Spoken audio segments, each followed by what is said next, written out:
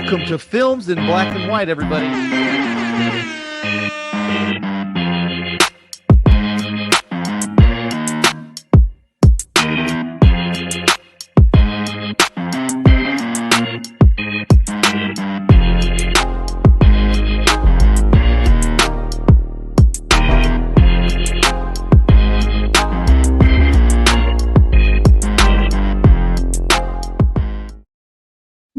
Welcome to Films in Black and White, everybody.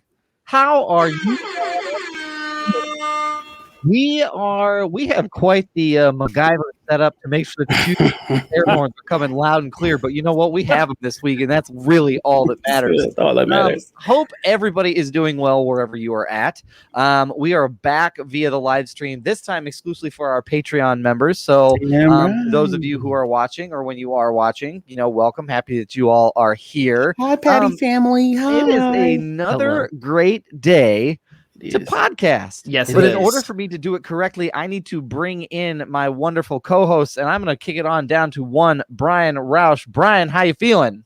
I'm feeling good to be here. The warm weather is putting me in good spirits, and I am jazzed to talk about a wild movie with these guys. That's where I'm at, because there's a lot of stuff going on with Army of the Dead, so I'm really happy to be here.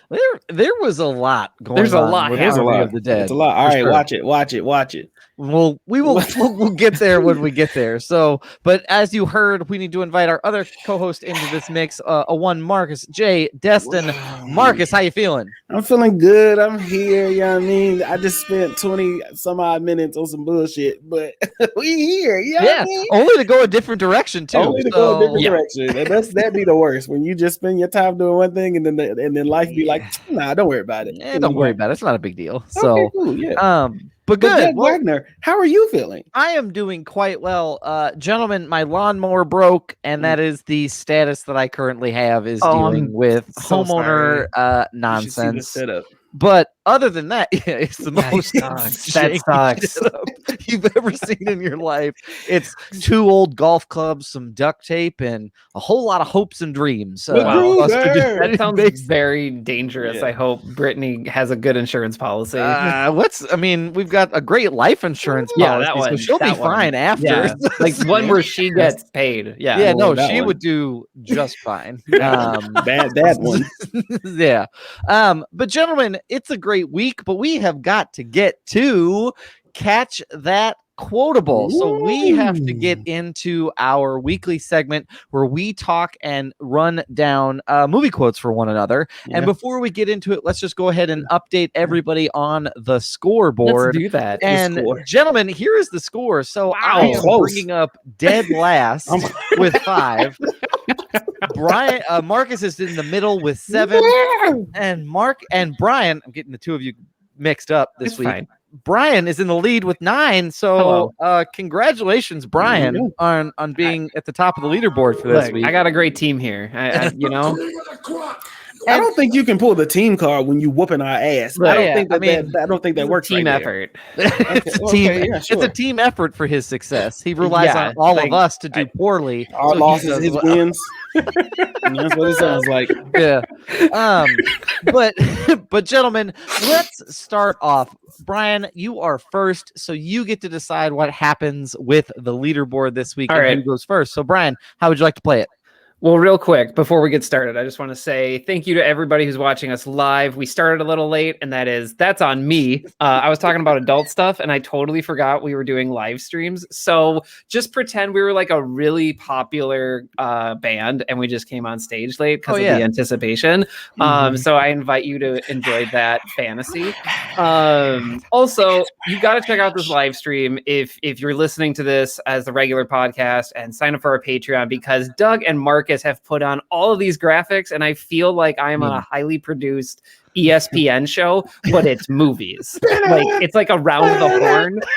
but it's movies and like it's incredible. It's awesome. So sign up for Patreon. We also do a free one at the start of every month as well. For sure, But I wanted to give those two guys a shout out. That opening reel, if you saw it on the live stream, that was Marcus. Doug is playing around with all of these graphics. So I just want to give a shout out and put some good vibes out there. They put a lot of work into this, and I'm the guy that showed up late. Well, and Brian, Brian, it is okay. First of all, it's totally fine. And second of all, Marcus came up with all the graphics. I'm just clicking a button to make sure that they launch. Oh, no kidding. Yeah, Marcus, I didn't. No, it's okay. Let's not do this, please. I don't take compliments well. Can we just please move on? The only thing I will say is that I had to find a new sole purpose because the sound in StreamYard was not working. So therefore, I had to invest my talents. I had to take my talents to South Beach because this shit was not working.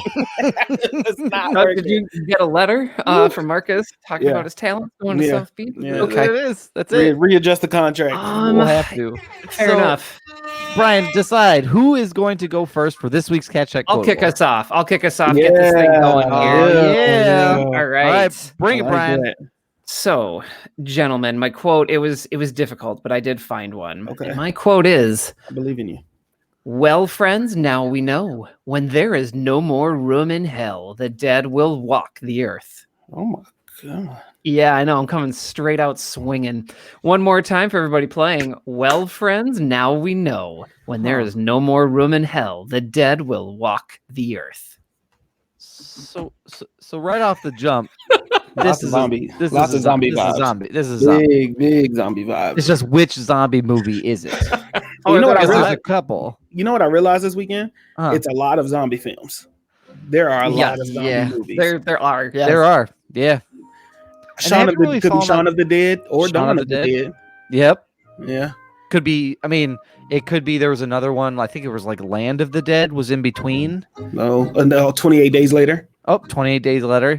Yeah. But this has a very like someone's in the middle of the desert. This has if I hadn't seen our movie not 24 hours ago, I would have thought, man, this sounds like it's from our movie. Yeah. But Brian, why don't you go ahead and I'm going to take your lead and I'm just going to tap that hint button this week instead of slap it. So you have Brian, what's that hint? Milwaukee. What the Milwaukee? What the hell? Christ. Okay, well, Milwaukee. What takes place in Milwaukee? I'm gonna guess, Brian. Brian, is this Dawn of the Dead? It is confirmed. Congratulations. Yeah. Look at this guy. I had a feeling that it was like one of those like Dawn, Land, Night, one of those. So there you go. So great. Well, hey, off to a first stop, trying to dig myself out of that hole. So appreciate you lobbing at me. There you go. Okay. Good job, Doug. Good job. All right, Brian, who's going next? All right. You know what, Doug, since you got it, why don't you lead us off, man? Yeah. All right. Yeah. All right.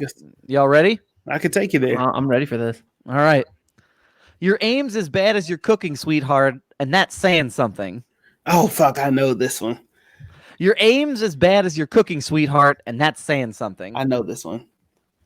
You do? But I feel like I know it from somewhere. It's some angry white man that says this. Absolutely confirmed. To another angry white woman who tried to hit him with either a pan or some type of object, and they are maybe in a mobile home having this argument or some type of trailer of some sorts. Interesting. I can't wait to hear the hint. Okay, so it's antagonistic, right? Yeah. It's a man and woman at least sharing the scene. I'm just trying to pull out anything I can here. Yes. What's the hint? I'm not gonna tap it. I'm gonna poke it. Ooh, that makes me uncomfortable. I don't want the hint if we're poking. The hint is secret agent. Ooh. Oh, I know what this is. This is Mr. and Mrs. Smith. It absolutely is. Yeah.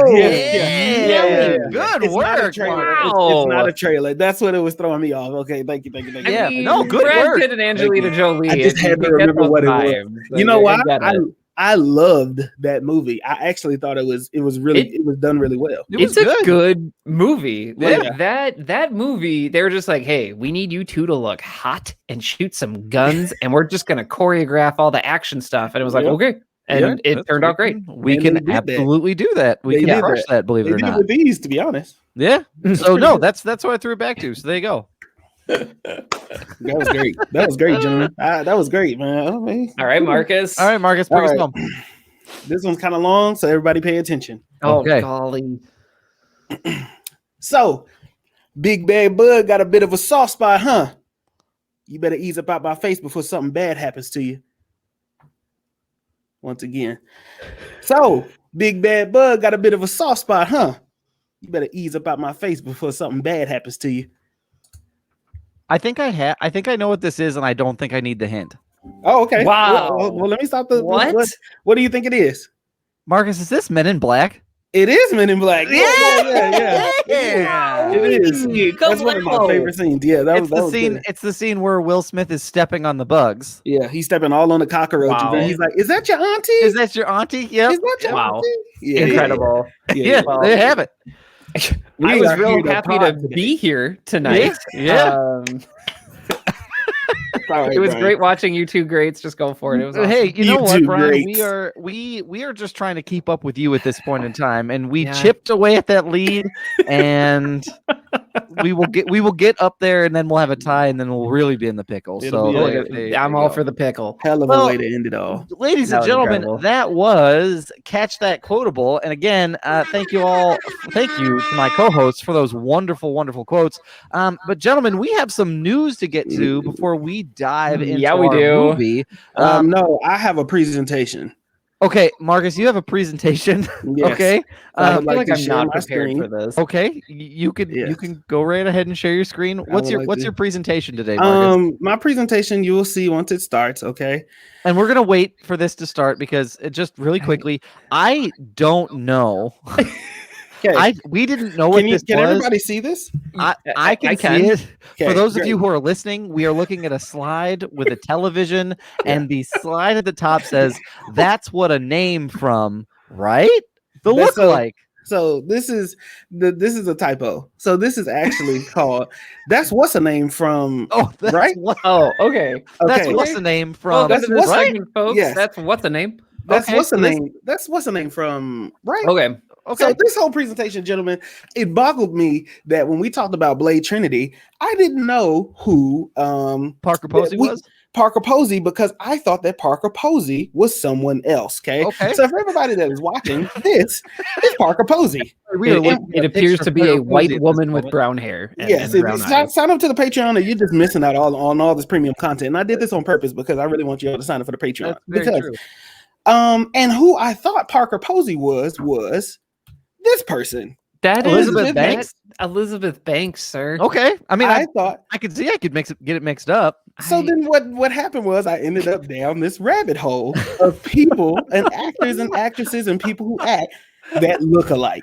Okay. And here's what I discovered. Okay. So I thought Elizabeth Banks was Parker Posey. Elizabeth Banks, I know, and for these actors and actresses and all their roles, I'm gonna name what I remember them from first. So Elizabeth Banks was in Power Rangers as Rita Repulsa.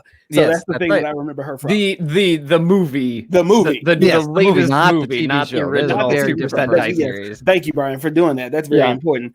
Okay, so then we get into this guy. Can anyone tell me who this guy is? I can tell you what he's from. I can't tell you what he. I can't. Don't worry about it. I don't want to waste a lot of time. This is Javier Bardem. Okay. And this is the French-speaking guy in 007. Okay, he's the one that had his whole jaw removed because he had the cyanide pill that he bit down on. But it's also the guy in the No Country for Old Men who said, "Take a coin out of your pocket."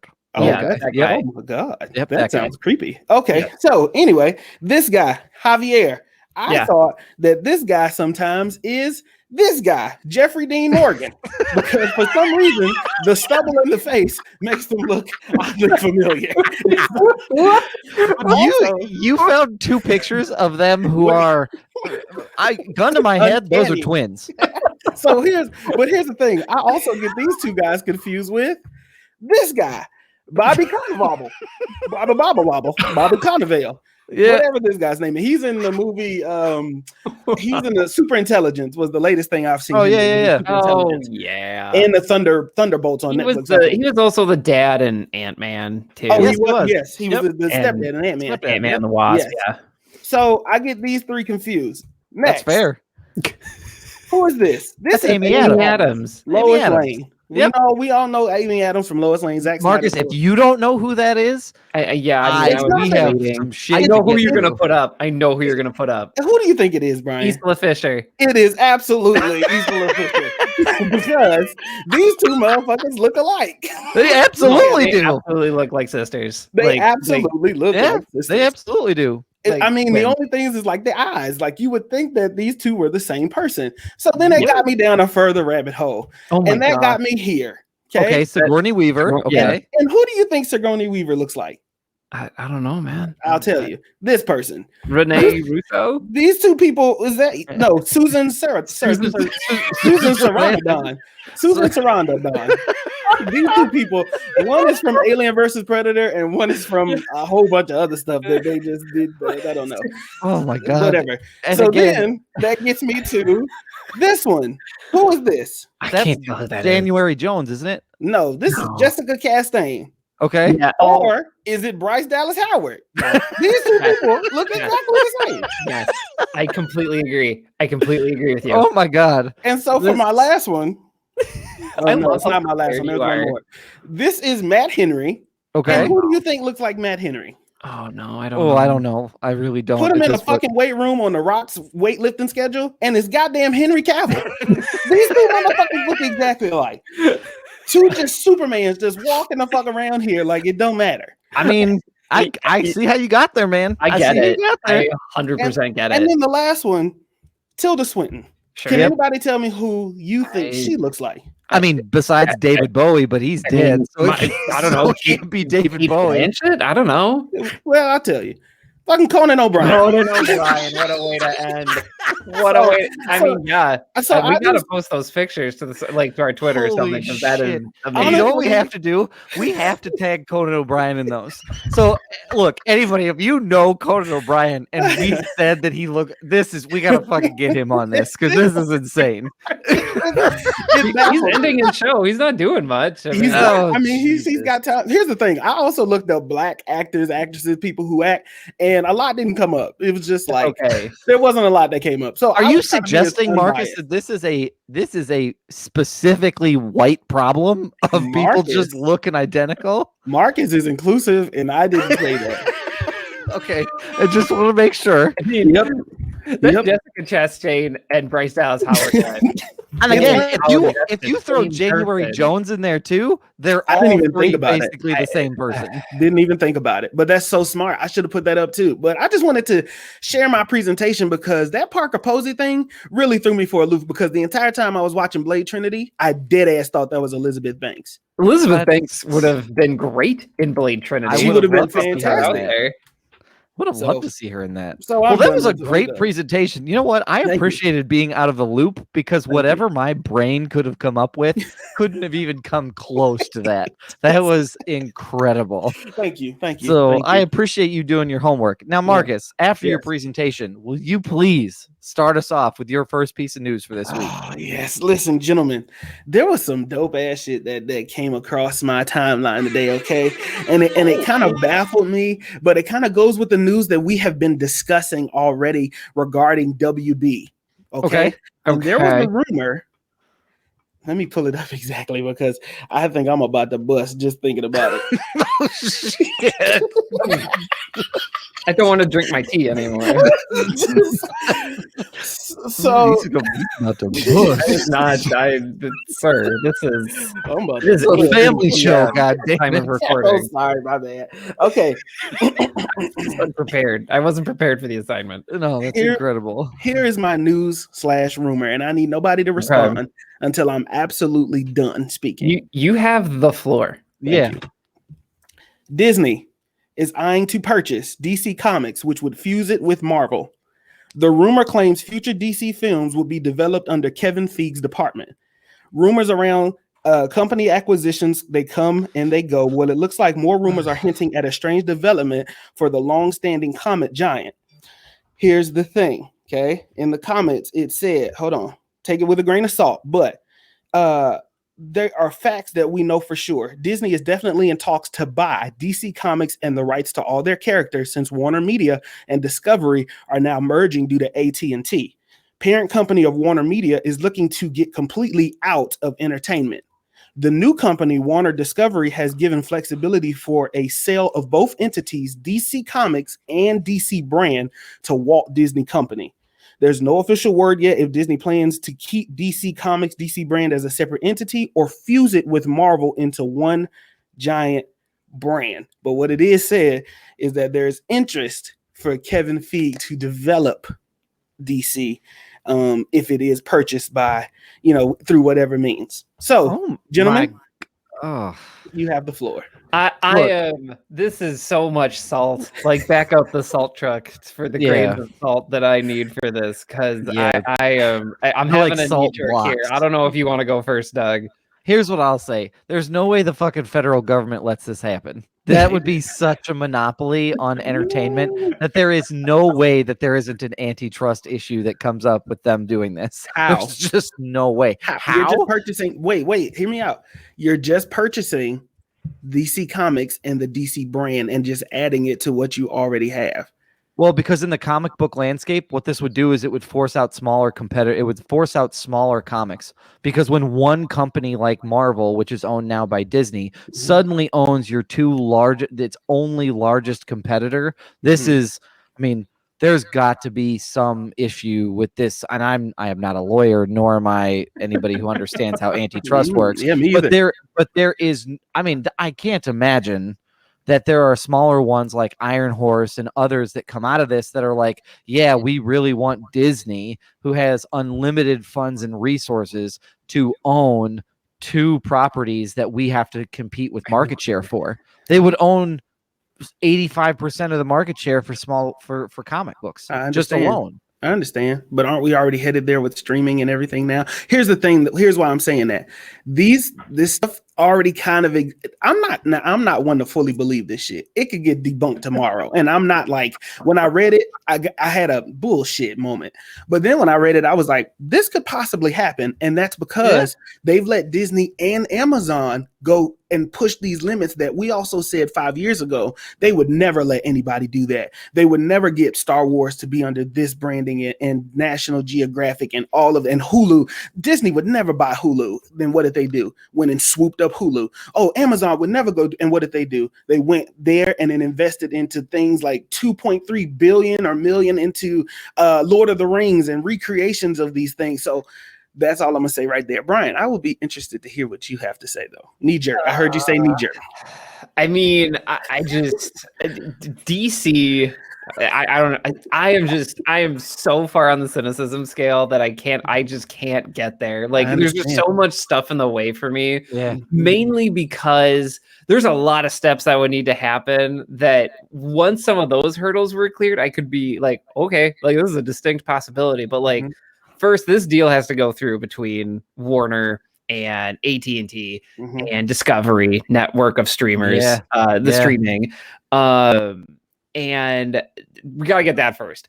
The other thing is that Disney already has such a powerful brand with Marvel. I think the last thing they'd want to do is like have market confusion and be like, well, is this the Marvel thing or the DC thing? It just feels like too many cooks in the kitchen type thing that for sure. For me.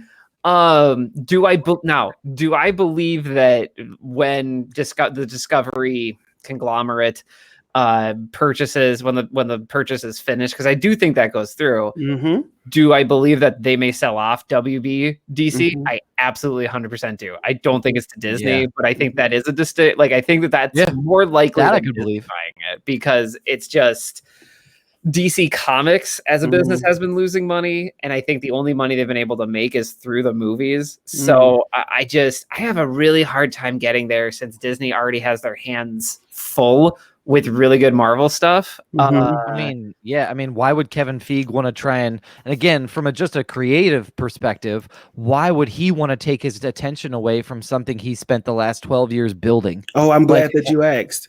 I have a rebuttal. And really quickly, before his rebuttal, I get why DC fans and DC people who like you, Marcus, are crazy about it, because you're so pissed at DC for fucking this up for such a long time. Them coming in and potentially solving all y'all's problems with one fell swoop is appealing. It is appealing. It is a connected universe we've been asking for. But here's why I think here's why I think it's realistic, right? Okay, because if you note, there's a lot of things in play here, and I'm not going to be too long because everybody else got news. There's a lot of things in play here, right? You look at the CW universe, it's transforming and it's changing and it's combining with HBO Max. The Arrowverse is done. Okay, Flash needs to be put out of its fucking misery. But you have new shows. Keep going. They're gonna keep picking up speedsters. No, how many? Oh, that's a different thing, Brian. You about to get me on a different tangent. Superman and Lois. There are these different shows like Superman and Lois that exist with better, higher cinematography type feel to its TV show with better bases that I think they're going to start building upon. You look at that, but also here's the thing. I'll scrap the rest of what I was going to say. Who is Kevin Feige's friend? That he's if you want Zack Snyder to be no. That's not who I'm talking about. Who is Kevin Feige's friend that delivered a sentimental Superman moment and a quote? You're talking Jeff Johns? I'm talking Jeff Johns. Thank you, Brian. Jeff Johns is possibly the person that would be the lead, as much as he needs to be held accountable for the bullshit that he's done, right? As far as his DC and what he's tolerated over there. Kevin Feige says, I'll handle Marvel, you develop the DC universe, and we'll do it all under this Disney banner. I mean, I don't think if Disney buys this, I don't think Jeff Johns still has a job. I agree. He does have, you don't think so? Absolutely not. Why is that?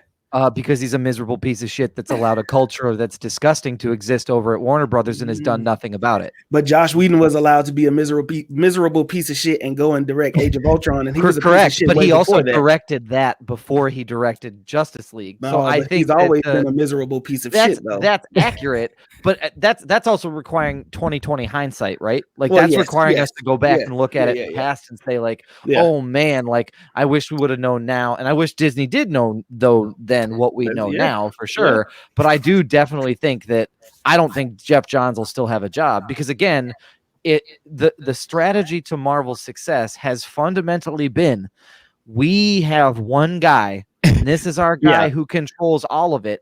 Why would they want to have two guys now? Because it's two. I don't disagree with you. I don't think that this is going to happen. I'll say 90% of me says this isn't going to happen. But 10% of me says this is very well possible. Because if it wasn't, somebody would have come out already with this rumor and would have been like, hell no. Like, no, we're not going to do that. That's interesting. But I do think that Disney has the capability, and they want to be the top streaming service and to match Sony in their Sony Netflix team up deal over there, that I do think that there is a slight, even the slightest possibility, okay, that they say we want DC Comics. And because we trust our fans enough, unlike WB did, we'll trust our fans enough that, hey, we know what the DC universe is and we know what the Marvel universe is. We don't have to separate it for you two. We're going to trust the audience. But that's just me. Here's why I'm excited before everybody goes on. I'm excited because this will be great because I trust Kevin Feige. Okay, Feige. That's true. Feige. I trust that guy because he's been able to have a central vision and keep people, quote unquote, in check and allow creative freedoms while developing a proper universe with characters that people can fall in love with, as opposed to WB constantly just throwing shit up against the wall. Do I like Zack Snyder? Absolutely. Do I think that if they bought out DC Comics that they would restore the Snyderverse? No, I don't even think that would be a thing because it's too dark. I think they will go a completely different direction, but I do think that there is something there to be said, that there's at least an interest. So that's why I just wanted to present that today. A lot of people aren't talking about it, but I just wanted to kind of present that today. I mean, that's absolutely interesting news. Brian, go ahead. I've talked a lot. Well, I mean, I think I do think there is something here that I think the Discovery Group entity, like I think there is I would totally understand why they would want to sell off WB. Oh, for sure. DC or DC Comics, I should say, and DC Films. I would totally understand that. Mm-hmm. I think it's been a lot. It's been mismanaged. I would totally understand them being like, you know what, we're good. We have everything else from WB and we're set. And I think the other question, so even if we get that far, I think the question is, you have your heavy hitters. And I think that Disney gets into a bit, like if it does get to this point, it's a bidding war between Disney, Apple, Amazon, Netflix. And there's a lot of firepower there, especially with Amazon and Apple. And I guarantee you, like somebody like Apple would be like, yeah, we'll buy DC. And then we'll just say everything's DC, everything's locked behind an Apple paywall to see DC stuff and call it a day. Like it takes Apple TV to the next level because you're just putting everything on there. I mean, the idea that, a larger conglomerate like Amazon even Netflix, if you look at, that would work perfectly with their models, with their streaming models. So I feel like it would be pretty tight competition. I don't think Disney has the appetite for a whole other superhero domain. Yeah. I don't see it. Would it be rad as hell to see Superman, Captain America, hey, but I think that's the thing, though. I don't think that they ever cross over. I think it's like how you have Star Wars and you have Marvel. There's never going to be a point where National Geographic, Star Wars, and Marvel all do a crossover because they're owned by the same company. They add that DC sticker and they just throw it. They're not going to have a tiger with a lightsaber talking to Batman. Like, it's not going to fucking happen. That's a Lego special. But what I do think will happen is you have another button at the top of your Disney Plus that just has DC, and that is everything that DC owns, and you premiere through there because they can. I'm thinking the money. And I agree, Brian. And I'm done talking because I've been talking for a while now. I think it's an interesting idea. Yeah. Here's the other thing I'll say. I actually agree, Brian. I entirely agree with you. I think it's going to more likely that a company like Amazon or Netflix or Apple sneaks into this before Disney does, because I think it comes down to it's the get it, want it capacity to do it, right? Like they might get the idea of having it. They may have the capacity to be able to do it. They may just not want to do it as much as everybody would want them to. Yeah. And so I think it comes down to which company has the money to be able to purchase, Amazon, has the capacity to be able to put time, energy, and effort into producing all of this stuff, because it is not just their movies that we're thinking about or their comics that we're thinking about. We are thinking about all of their TV shows that they do and every single animated endeavor of things as well. So I think that's other stuff you have to think about, because then it's going to come down to money, platform, and ability to be able to do all of that at the same time. And so I think Disney already has the ability to do. I'm just. Oh, man, you're winding me up, because the more I think about this, the more I don't want it to happen. Oh wow! You don't want me to be happy. You don't want the black man to be happy, huh? Is that what it is? When you put it like that, there's no way that I sound good here. But I don't. Sorry. Let's get into y'all news, because I can go about this all day long. So this is great content for bonus episode. I think we should dive into that. Yeah. Doug versus Marcus. Catch us in the Patreon. That's fine. Yeah. Brian, what is your piece of news for this week? I have two small pieces of news that will make one big piece of news. Okay. So that's what we're going to do. So I'm on the Star Wars beat again. I'm here with my lightsaber. So last week it was announced that Dave Filoni was an executive producer at Lucasfilm. And it got some folks confused because they're like, this is a promotion. Congrats. But he has been an executive producer for a while. They were just announcing it hey, it's official. It's kind of it's kind of like when you go to Facebook and you're like, hey, everybody, I have a new job. And some people are like, well, we know we've known that for a while. Started last week. It's just Facebook official. Doug, you're familiar with that. And so Dave Filoni, he's an EP at Lucasfilm. We like him. Everything from The Mandalorian to The Bad Batch to Clone Wars. He's got his hand on a lot of Star Wars stuff. The other thing, so Variety reported this and saying hey, this isn't new, but yes, that's his title. They also just dropped this small thing about a show that was announced in December called Rangers of the New Republic. And it is the fourth paragraph from the bottom, and it says, a third announced spinoff, Rangers of the New Republic, is not currently in active development. And this is from Variety. So they are not moving forward with developing the Rangers of the New Republic show. I wonder why that might be. Yeah, Brian, can you tell us why that's happening? You know, Brian, do you have any idea? I'm trying to think of all the space cop rangers that I know in the Star Wars universe. The only one that comes to mind is Cara Dune, and she's not coming back anytime soon. I wonder what she did. Brian, remind me, who played Cara Dune? Because I just can't remember. That would be Gladiator All-Star Gina Carano. Brian, I have another follow-up question. Yes, Marcus. Is it possible? Thank you, Douglas. Is it possible that whatever the reasoning is for not getting the spinoff could have been resolved by simply mixing X plus Y and shutting the fuck up? Yeah, that is certainly a way to say it. Yeah. Okay. Yeah, Gina Carano. She could have had an entire piece of Star Wars to herself, it appears, if she just didn't tweet bad things. I feel like that's the easiest way to say this. Like, and these aren't like bad jokes. This isn't like she went on like a series of dead baby jokes that were in bad taste. Let's be very specific. Anti-Semitic bad things. Yeah, like insulting. I want to make sure we really lock this in. Go right ahead. Like insulting things, offensive things, hurtful things, to lots of people, and all she had to do was stop. Like if she thought that stuff, we would have never known. If she wanted to, you can think whatever you want to think. A super PAC that said that stuff, we may have never have known. She could have had a burner account, but she decided to double down on the shit. Right? Doesn't Kevin Durant have a burner account? Just do that. Like that's what he does. And common. You know, but Gina Carano, she just tweeted herself out of a show.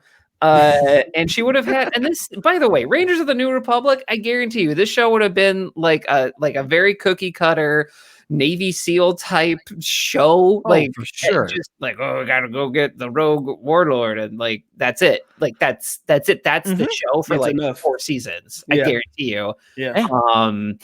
And so that's not moving forward. So we're getting one less Star Wars show than the bazillion that were announced in December. But I found that interesting. It was buried. That show is not moving forward.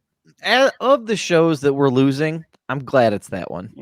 I just didn't. I was sort of like, great, cool, but that's all I felt about it. To be honest, yeah. And here's my thing. You can say freedom of speech is a thing. Let's have a little lesson. Absolutely. Everybody take a knee. Take a knee, everyone. Take a knee. Freedom of speech is welcomed. You can say whatever you would like. All right. But there's consequences to the freedom of speech that you have. If you, as an example, if anybody that's not black sees me on the street and they say the N-word, you have the freedom to say that.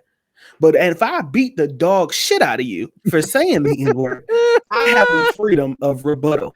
You don't have to say everything that comes. You could have retired and passed away, lived a long life, and then in your memoirs or whatever it is, your journey, your journals, whatever it is we look back on, you could have been like, whatever it was you tweeted as a meme, writ that down, and we've been like, oh, gasp, like, I can't believe that she thought these things. And then we would have been like, damn, well, can't cancel her show because she lived and got her money's worth.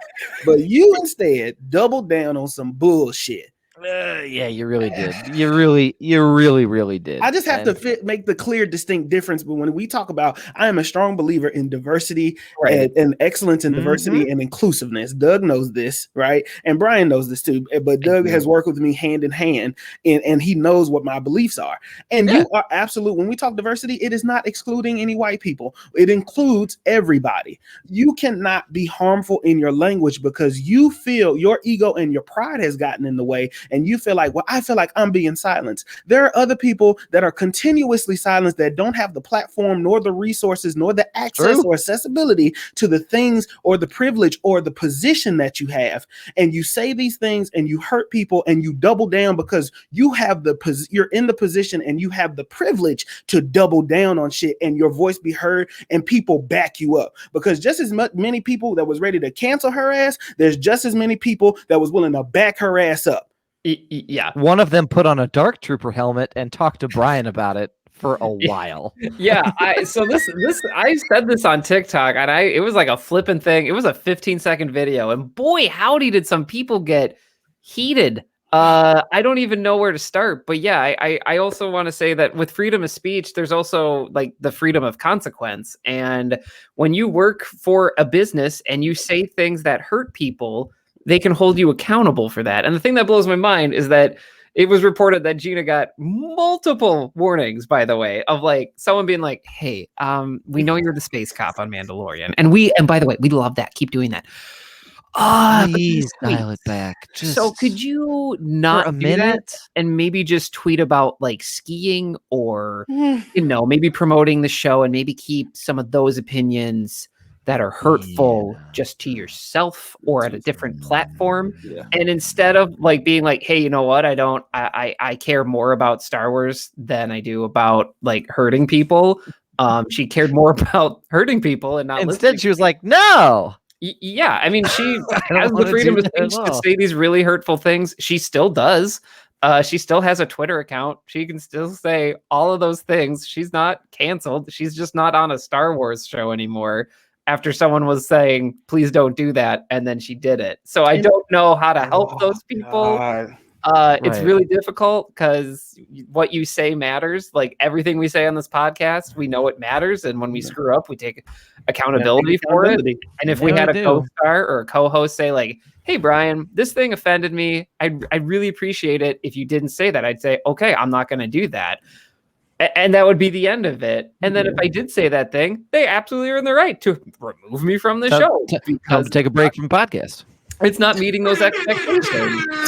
It's a very difficult concept for people. And it's very hard for me to have like a level conversation about it. Because yes, I did have someone stitch a TikTok and they were in a Death Trooper like a Stormtrooper type helmet. And they just like yelled at me. And then I was like, this was really nasty. Like he called me like a cuck. And I was like, this is very, very mean. And then I started laughing because I'm like, dude, like you're just in your bedroom yelling at me on your phone. Like he said that to you, Brian? Oh, yes. He said a lot of very mean things to me. I blocked him. I moved on with my life. Oh, but yes, because guy. I said Gina Carano is no longer in Rangers of the New Republic, he decided to yell at his phone at me. So I hope those people are okay. I hope you are like put me back on the main screen after Brian gets done talking. Okay, like, it was after Brian. Bizarre. Okay. Before I put Marcus on the main screen, me on the I'm just gonna chime in real fast. Yes, Doug, please. This is like, again, this whole idea of freedom of speech. Everybody, I just want to make this really, really clear. Like, it's not like freedom of speech and being conscious of other people isn't about isolating one particular voice and making that the only thing that's heard.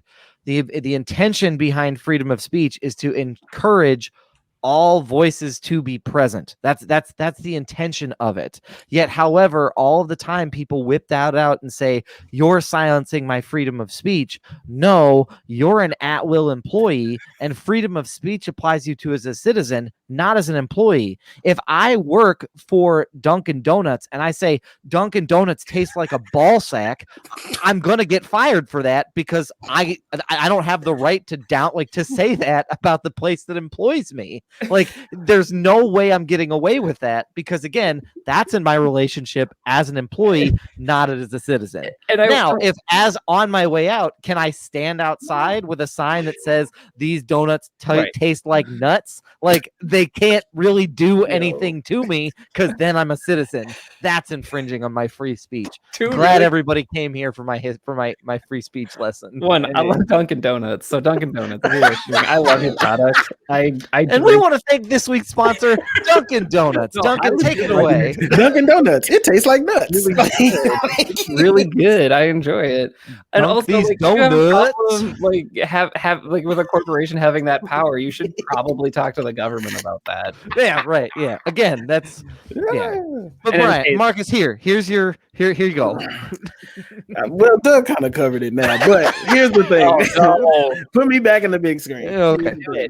Thank you, Doug. Listen here, you sons of bitches. You call Brian Roush a motherfucker. Listen. You call anybody that is friends of mine, Doug, Brian, anybody that they related to, anybody that I'm related to. Brian don't like confrontation, but my black ass, I like it. Okay, I love it.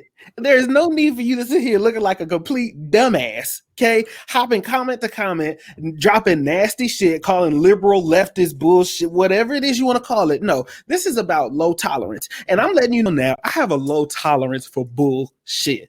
I have a very low tolerance. Okay, and I'm sorry, this is a part of the podcast. Y'all might have to turn it down if you around your kids. I should have said that 3 minutes ago, but here we are. But listen, we all should have said it at this point in time. I have a low tolerance for bullshit and low tolerance for ignorance, deliberate ignorance, because ignorance by definition is the idea of not knowing, and you can be educated and therefore be enlightened. Is that correct, gentlemen? Is that all right? That sounds right. Okay, cool. So then what I say is, if you are deliberately ignorant and deliberately aggressive and deliberately being an asshole and being a bully and standing against things on this here podcast, no, not gonna happen. So while he may not like it and he is quick to block you, I will find you in the comments and I will hassle you. You're not really doing something fun. This is we don't play those games around here. Okay, so I just want to let you know that. Look, I'm a dad. I don't have time to have people in stormtrooper helmets yell at me for things that are. And it's not about being. You can be a Republican, Democrat. You can be an independent. I don't give a fuck as long as you believe in human rights and treating people the right way. Because my mama always told me, and Doug knows the quote: "At the end of the fucking day, right is right and wrong is wrong, and that is the bottom line." Yeah, that's a great way to put it. So, well, Brian, thank you for sharing that news. You, no problem. And Marcus, thank you for sharing your truth as well. This was just great all around. So, Doug, you did a great job too. We're gonna give you credit because you're gonna get looped in on this bullshit too. It's okay. Thanks. I appreciate it, guys. So I'm gonna bring us home with something that is more. We've been on like the Disney beat this week. That's fine. But I have news reported from Deadline about Disney restructuring its media and entertainment distribution team to help focus more on digital growth. So talking a little bit about like from that perspective of like streaming services and what this means and how they're really seeming to put all these eggs in the basket that was, and Brian brought this up last week, or Marcus, you brought it up with the Disney UK getting a bunch of Fox properties, that stuff, their Fox stuff closed. This is a big deal. So there's a new Disney's Media and Entertainment Division, also known as DMED, is responsible for the direct-to-consumer linear distribution. So advertising, engineering, operations, things like that. Well, they have now promoted, restructured, and hired a handful of executives and basically sort of restructured themselves so that way they can entirely focus on this goal of really kind of making direct-to-consumer stuff, aka streaming services, more like entertaining and more profitable and easier for them to put out. So they have 8 core groups: advertising platforms, business operations, consumer experiences and platforms, content operations, content platforms, design, engineering services, and media engineering. So this is like a big deal because essentially what this means is all of their, like, basically what they're going to do is they're really going to try and bring all of this stuff together and drive that business forward into really getting more people to engage with them in a direct to consumer way, whether that's through like pay-per-view or whether that's through streaming. So I could expect that in the next year, now that this team is here, we're going to see a lot more push for content to be pushed out on that platform that's new and original, as well as revamping how they distribute their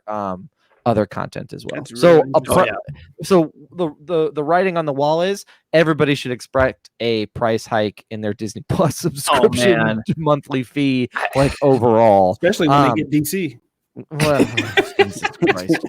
Well, now that they have all these people, maybe they can do DC, you know, who knows? But and I got that from Deadline. So if you're curious and would like to check that out, that is available via Deadline. Gentlemen, thoughts on that at all? It's very technical, but I mean, you don't restructure like this. So I went to the Deadline article, and I mean, there's a whole fancy graphic and everything. You don't do this just because you're bored.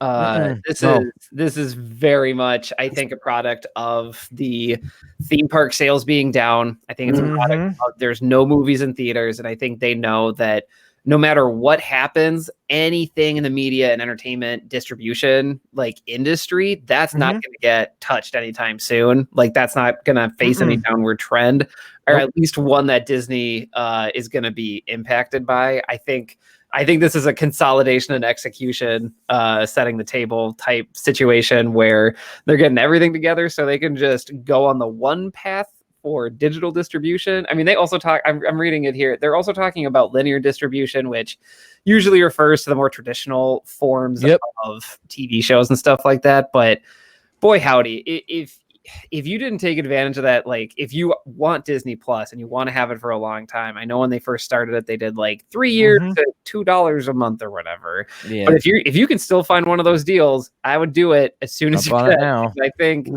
I don't think the current price structure for Disney Plus is long for this world. No, not at all. That's what is it? Somewhere. What is the pricing right now? $7.99 still?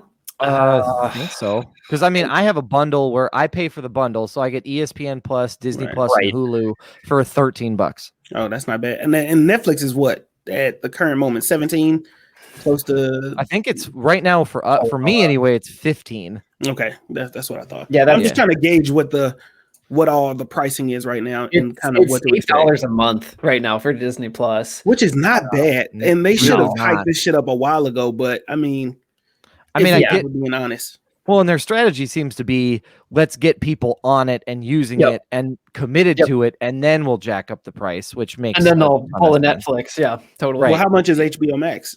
Last question. That one is also, I believe, $13 or $14 a month currently. Okay. But they can get by with that because they're like, we're the premium service. Yeah. Okay. We're not like those other streaming services. We're the cool kids. Right.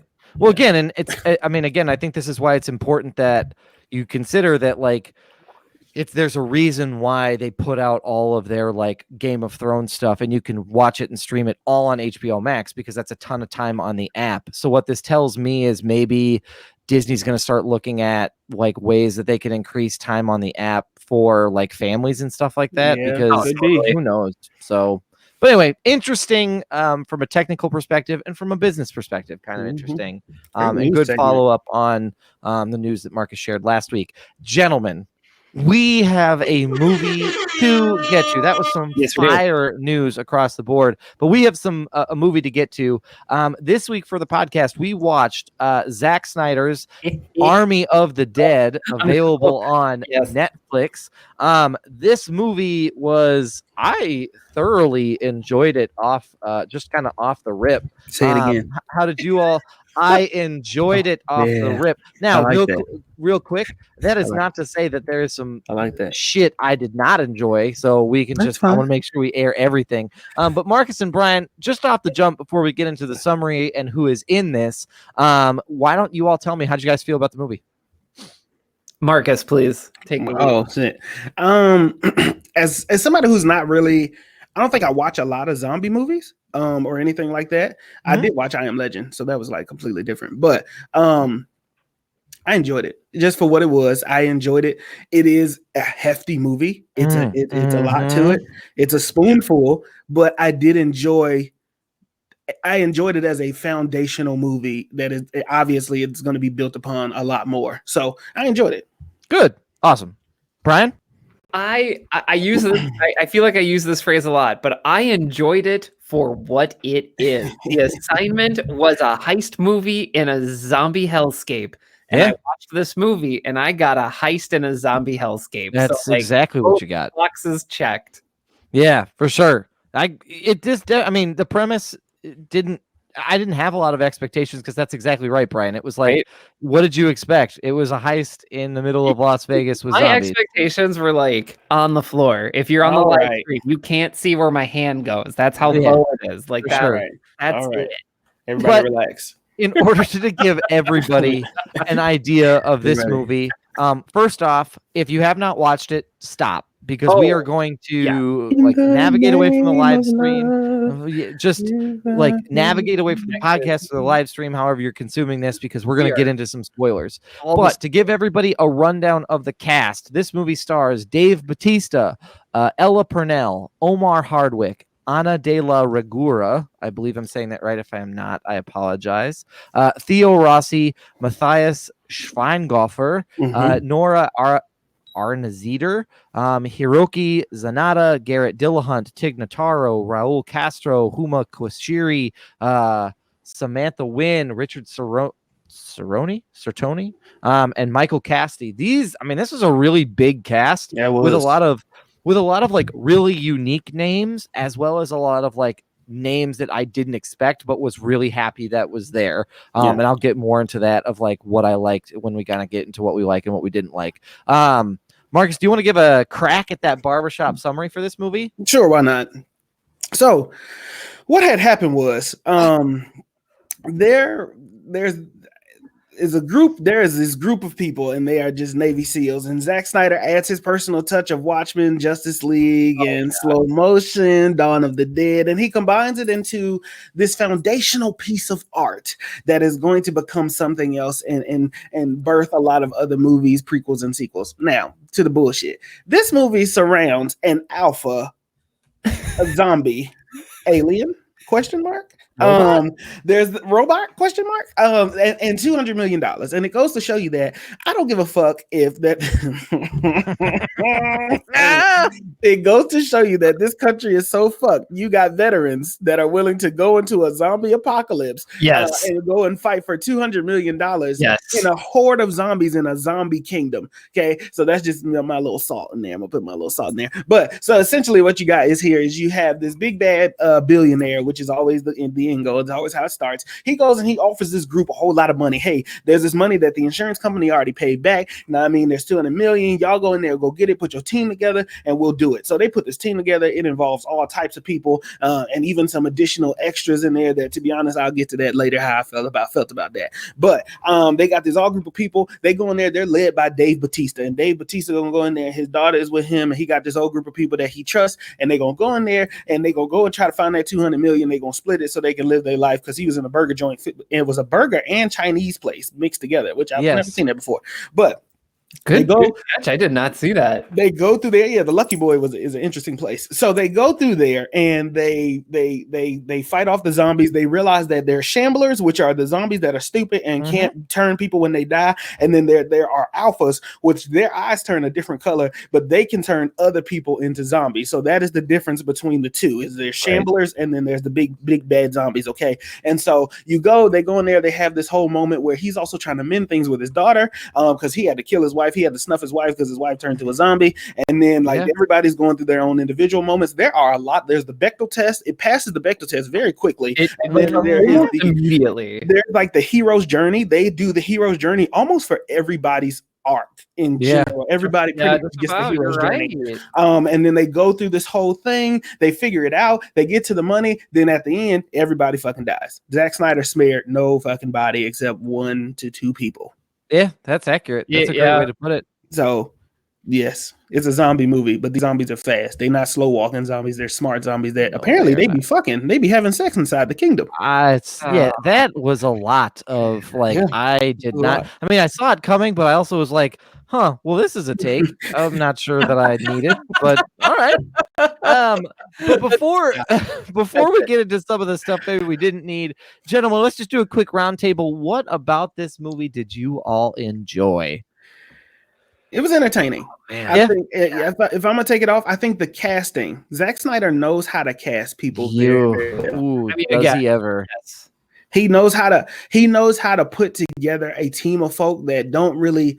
Yes, you have your star, which is obviously Dave Bautista because he's the lead in this, right? But you never get those moments where it's a story that's completely surrounded around one person. It still somehow invoked the entire team. And so I just have to give credit to his casting. And that's where I'm going to start. For sure. And I'm going to piggyback off of that. His casting was perfect. I don't think that there was, and for those that weren't aware, there was a little bit of drama because he initially wanted the comedian Chris D'Elia to be the helicopter, but because he can't stop talking to girls who are underage, don't do that. We instead got Tig Notaro, and I got to be honest with you, I don't even want to see what the screen tests with Chris D'Elia are like, because Tig did an awesome job with that role. It was it. Yeah, she absolutely does top to bottom. So I love that. Fun fact, I don't know if y'all know this or not or looked it up, but do you know that all her scenes were shot on the green screen because they had the CGI out? Oh boy, because this movie was shot a while ago. Wow. So really? All of her scenes, she's performing by herself and talking to herself because it's all green screened in. Everything else is green screened in.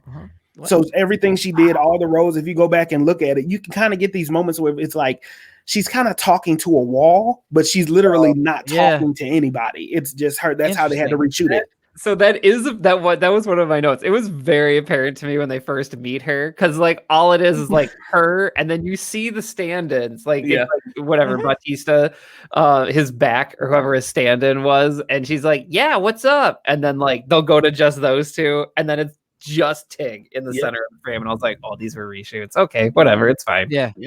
Yeah. And I mean, and that makes a lot of sense. And, this is going to sound like pandering to one of my co-hosts, but I really wish that Zack Snyder could just make a movie without having to go and fucking reshoot it later. Like, like for any number of reasons. Yeah. Like, I may find his use of musical montage excessive, but I don't think that I would want him to have to consistently do reshoots in every movie that he's ever going to have ever. Yeah. So he's not had the clearest opportunity of just doing what he wants. Never had a straight path. Just being unedited. He's just like, holy fuck, like again, But all right, well, let's do it again. We've done this before. Right. But yeah, I mean, I absolutely agree. The casting was absolutely spot on. So with that being said, I would like to hear from you two gentlemen. It can be brief. Who was your favorite character?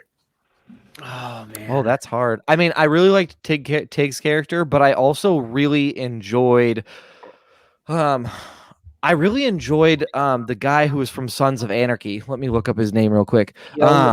Theo Rossi played the like scuzzy security guard in that border town. Shades from Luke Cage. Shades from Luke Cage. He really did an outstanding job. I genuinely hated him by the time that started, but I thought he was a great actor, and he really did a great job of like getting me to loathe him. And sometimes that's hard. Like, you can really get an actor to like them by how their character is written, but you have to make some pretty specific choices in order to get people to hate you. And I thought he did a good job. It's true. Absolutely. For me, it was a tie. It was a tie between Maria Cruz, who was the one who professed her love for Scott, Dave Bautista's character, right before she met her end. I really liked her, and I really liked the Coyote. I thought they both. Oh yeah. So we're talking about Ana de la Reguera. Yep. And then Nora. Oh, I'm gonna try Arna Zeder. Arna Zeder. So I thought they both did phenomenal jobs, and they for sure. Like every scene they were in, it was like, yeah, there's something here that I'm connecting to in a lot of different ways. Yeah, for sure. Completely agree. But Marcus, who was your favorite character? It's a mix. And here's what I'll say. I know that we say Zack Snyder because he's listed as the director, but I know that there are other people that are on board that go in the scripting and script writing and all that kind of stuff like that. And maybe we'll get into the particulars of that soon, but it's a toss up. And one of my first was Chambers. I really like the way that he wrote Chambers. Like, she did not just go down easy. He wrote this as a strong, powerful, fighting woman who was like, she was with the shits, essentially. Like, she went down shooting and everything. He was like, no, she's gone. I don't know. I lost her. Here she comes busting through the window. Like, till the very end, she was fighting. And I think it's a toss up between Chambers, and as much as I did like Omari Hardwick, I did like Ludwig Dieter. Yes. I think Dieter had this full circle heroes moment for me. He was like the super annoying. He was the comic relief. But also he ended up being a savior at the end of it all, and ended up saving Omari Hardwick, pushing him into the vault. And I really like that full circle moment. and possibly doing even more than that. Possibly. Yes, possibly. Yeah, for sure, possibly. So that was me. So yeah, that's where I was. Yeah.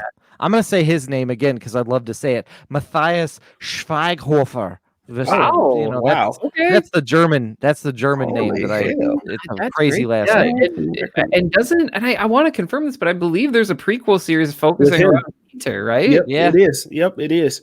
Okay. And I think that his role was necessary. It was interesting, especially when you seen him get the courage and he's like, "Can you stop your big beefy fingers? Just messed me up. Like if you do it again, it's going to be a whole thing." And I just thought that he was unconfident the entire time, and then him getting in that moment, that was his zone. Or that part, or that part where the guy who hires them goes easy peasy Japanesey, and he goes, "It's easy peasy lemon squeezy. We can't say that." and then she's like, "I think he can say it because he's Japanesey," and I thought that was hilarious. Yeah, that was incredible. And again, he played that character so well. Yeah. Gentlemen, that didn't land for me, but yeah, I got it. He did really well in that moment. I laughed at that. I genuinely had a laugh out loud moment. If you are hearing any rumbling in the background, there's a thunderstorm in Vermilion. Is that what the fuck is going on? That's exactly what's happening. I thought somebody was dragging a wagon up and down my damn hallway. I was saying, what the fuck? Nope, it's just all right, that was a little aggressive for a thunderstorm. Just thunderstorms. I'm gonna relate this to the movie. Did you enjoy the fake out of they enter Las Vegas and the coyote goes, "Well, when it rains, things get weird"? I thought that they were going to show something, Brian, but that's a part of my negative notes. So let's not go there yet. Yeah, don't take me there yet. I stepped in it. We'll go back. Don't take me. But you have a great point, Brian. Other things that jumped out at y'all that you enjoyed about this particular movie? Oh man, I mean, where to even start? The cinematography, it's unique. It's weird. Like, I can't really say I've seen a lot like it. I also read that Zack Snyder used a lot of natural lighting. So he was using a lot of candles, mirrors, trying to get that light, which I feel like gives it this distinctive look. It was tough for me at times because, like, look, I did some research, and I guess some of the lenses he was using for the cameras are they're like old school, like, cameras.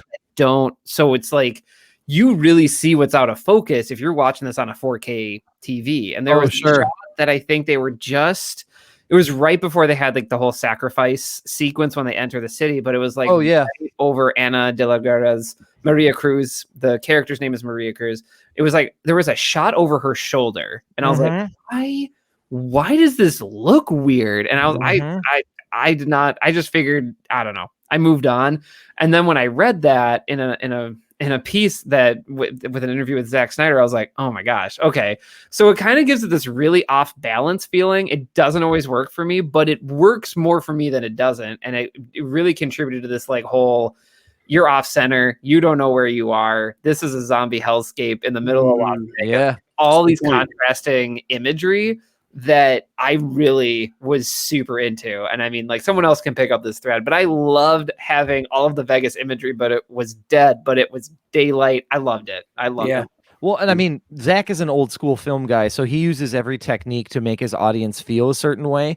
And if you're going to use lenses and light that are designed to make your audience feel off balance and to feel uneasy in a movie about zombies, I mean, you're really trying to say, like, this is a tensious moment, and you're trying to convey that without any dialogue or out any text on screen. And that's the art of someone who understands how to utilize their resources and their tools to really convey a message. So I would say, I mean, that makes a ton of sense that that's the strategy and the angle he took with it. So I think I was going to say cinematography, but so I'll go to the next one because Brian described that well enough, and Brian and Doug. Oh, shucks.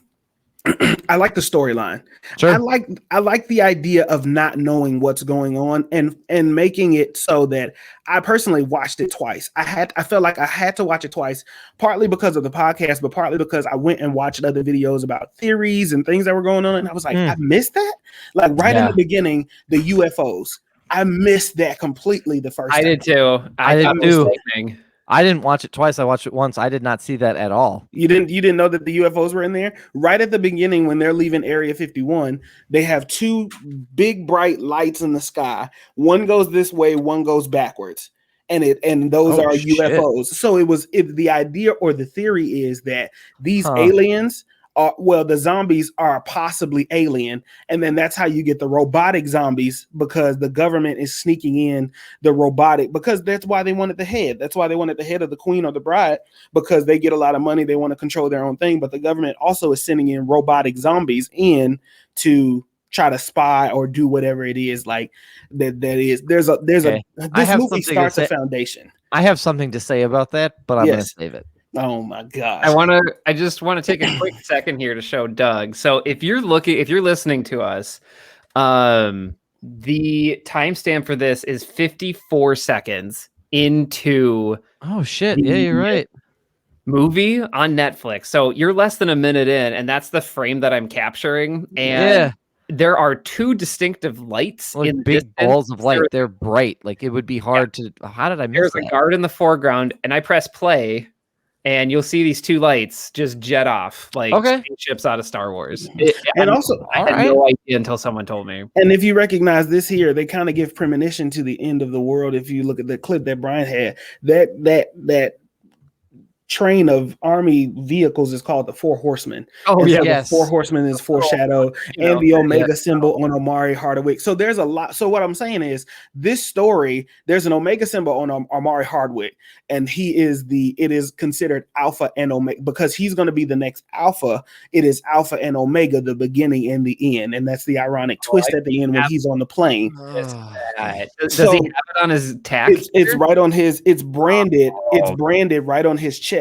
And so because he is the beginning of the next apocalypse, it also is Alpha and Omega. So Zack has this way of squeezing a lot into a little, and it is something that you do have to pay attention to, going all the way back to Watchmen and Dawn of the Dead. He's going to stuff these movies with a lot, but with a purpose of expanding upon it and giving you all this type of symbolism that we love in movies. And I think that's why I like it, because I like the corny Easter eggs and little shit like that. And Zeus, the main zombie, dressing like Olympus. I mean, is dressing like Zeus because he wants to run Olympus, and that's how he viewed himself. It's not a dumb zombie. He has a cape and a stick because he viewed himself like the Zeus statue that he first saw. So I like the idea of this story and and everything that's embedded into it. Well, I mean, and even just to further the name of the safe having like significance and go Damarung having the name of the safe too. That funeral march that we all know, dun dun dun dun dun dun dun dun, that is from Gauta Damarung. Yes. So that is so when you think about that, like that's also really interesting. When I picked up on that like right away. So yeah, but no, you're right. I mean, that's a lot of attention to detail. So shout out to Zack for having that level of detail with it. So I think the other thing too here, I don't know where we're at. There is another good thing I want to. We just podding, Brian. But I think the one thing before it escapes me is that. And I'll save this next part then for bad, but like I enjoyed how this story sidestepped all of the traditional startup zombie movie tropes, and obviously he knows how to do that. Dawn of the Dead gets underway probably within 10 minutes. You know everything you need to know so they can get to what they need to in Dawn of the Dead. But the point I want to make here is that he lays out the lore of the movie and this expanded universe, by the way. He lays it all out within the first, I'm doing the timestamp here, the first 12 minutes, 13 minutes, and that's maybe 10 minutes of screen time without credits. Like you get the entire history of, yes, there was an apocalypse in Las Vegas, but Dave Bautista is a dude that can go in there and get people out with glasses. That they steal it off. You see that things are bad. You see like the government is just completely inept at dealing with a threat like this, which by the way, I very much enjoyed. And this was filmed, by the way, in July of 2020. And I can feel Zack Snyder being like, well, yeah, of course this is what happened. Just take a look at what happened in March 2020. Like, art imitates life. I believe the government would be like, yeah, we're just going to parachute a bunch of people to the Las Vegas Strip and they'll be super commandos. And like, then you see in the sequence, they all get eaten because they're in slow moving parachutes. And I'll talk more about that later. But I don't know. I enjoyed that. Like, then there's still then like 2 hours of movie here. Like it's wild how fast some stuff moves, and then what other time is given to other things. In any case, I like that. We got up to speed right away. Well, and again, Brian, if you consider that a majority of that up to speed was via musical montage, it's incredible that he was able to communicate all that messaging. So I think I'm going to fight him. I think I'm going to fight him. All right, let's just get it out there because here's. Okay, wait. Before we get there, I want to preface this bad portion because I do have some bad moments in here, but I did enjoy this film. Okay, well, I enjoyed this. There's a lot more to enjoy. There's a lot more to enjoy about it that we obviously can't discuss within the span of what we do in this podcast. But I do want to say we enjoyed it. Now let's get to the shits. Yes, I know you can't. All right. I will also say that I enjoyed this movie. Overall, it is entertaining. It's fun. It does what it's supposed to do, which is be a really cool zombie flick where you see people in Las Vegas, which is so iconic, destroyed, run down, and run by a team of zombies. The last thing I will say about the good before I pivot over to my tirade on musical montages, pull no punches, is that I really enjoyed, to Brian's point about him building a universe, I appreciate that he answered some questions that I didn't know that I had. Like, what happened to animals? Well, they became zombies too. There was a zombie tiger, and I don't know if you saw this, but Zeus rode in on a zombie horse. Yeah, and I literally stopped and I was like, "Is that a fucking zombie horse?" Like that blew my mind. So again, to his credit, building out and answering that stuff out is absolutely an added piece to this that I thought was really cool. That being said, Zack, come on, front and center, really quick. Do we need 20 minutes worth of musical montages in a movie that's 2.5 hours, Zack? Do I need to hear Viva Las Vegas in slow-mo while I watch people get eaten? I mean, I can kind of imagine that it's going to happen. Also, do I need Fortunate Son sung about, I don't know, a time signature, a half of what it's normally performed at, just so you can get all of your shit out? No, I do not. My co-hosts on this podcast will tell you that, yes, they loved it, and that's his style and his signature that he has to put in every single movie. And I'm seeing Marcus get like geared up in the screen below. But for me, and then you have the balls, sir, to have Zombie be your closing track by the Cranberries. Sir, that is too on the nose even for you. But that's all that I have. Oh, he's got the mask on, folks. I am ready to fight Doug Wagner. Oh my God. I'm going to put our names back up just so people remember who you are. I'm going to fight Doug. I think I'm going to fight him. That's okay. Here's the thing. I agree that some of the musical montages may have taken a little bit long. Now, the Viva Las Vegas one, I'm going to let that one slide because it was telling a story while the song went on. Now, that song is a little mundane. It's repetitive. I mean, you can only do so much with the upswing in Las Vegas, right? But he's telling the story throughout that. And what I'll tie from that is while he's telling that story, okay, and Zack has this thing. He does do this with music. If you look at Justice League, the Snyder cut, the scenes with the Flash or the scenes with Aquaman is "There's a king in the water," and the lyrics are very specific, or the title is very specific. And and the Flash is like, "Running man, look at my feet on the concrete," and it's like, okay, I get that. very straight on obvious. But it was the musical montage. I didn't mind the thing at the end, because in Dawn of the Dead it was down with the sickness. Yes. And so, like, he's that's his chef's kiss, you know what I mean? His stamp. That's his thing. Now, what I did have a problem with at the beginning, they had this story surrounding one of the characters. I don't know why they did that. It was the one with the lady who was looking for her daughter, and they had a whole thing about it, and they just crushed her with the canister, her and the daughter, and that was it. Yeah, they basically said, like, hope you didn't get attached because they're dead now. Like, I was like, okay, maybe this story is revolving around them or something, but it goes back to what I think Brian's going to bring up about the Shamblers, the rain scene. You had all these things that you mentioned, like the baby or the rain with the Shamblers. It was a lot of things mentioned that never got answered, and I had a problem with that in the span of a 2-hour movie. I think for me, okay, I'm gonna say this in the nicest way possible. It really, the reason I love Zack Snyder movies is because it feels like this is how I would make a movie. I want to tell you all, I'm not good with details. I'm good at starting stuff. I am fantastic. I am a good activator. I will get people spun up going in a certain direction. Will I check to make sure they're going in the right direction? No. Will I make sure they got there? No. Will I make sure they actually did the thing I asked them to do? No. So I'm a really good activator, and I love spinning up ideas, right? But details, oh boy, my brain does just not naturally get to details. Now, I have a job. I have a salary. Like, I obviously have a system of details. You're not incapable of doing other things, although your strengths. I've caught an airplane flight before. I know to show up 2 hours before. Thanks.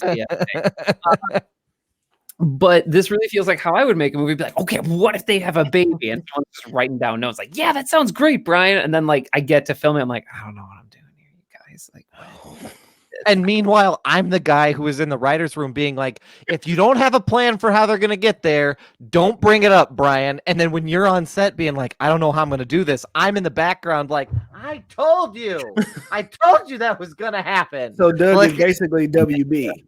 Oh, nay, sir. I didn't say I was poo-pooing ideas. I just said you have to make sense how they get here. You don't introduce a baby that changes colors without fucking giving me the backstory as to how that happened. Okay. I guess it's there's a lot of things that are inferred in this movie, and that's a problem. Now, he did say in interviews that the prequel and the sequels, there's a reasoning for everything, is essentially what he said. That everything has a reason and everything will be answered down the line. But if this is the first movie and it took 2 hours, I just feel like some things you can take the time to tell. Now, zombies ain't going to up and talk and be like, hi, this is my baby. It was blue and now it's red. This motherfucker just roared the entire time. And so, like, I mean, we can only get so much of a story out of that. And when you kill off 95% of your characters in the film, it's kind of hard to get into the deeper meaning. Now, are there a lot of questions? Yes. Do I think they'll be answered later? Yes. But with the small attention span that you have of viewers, Zack's style is not completely popular with a lot of folk. That's fair.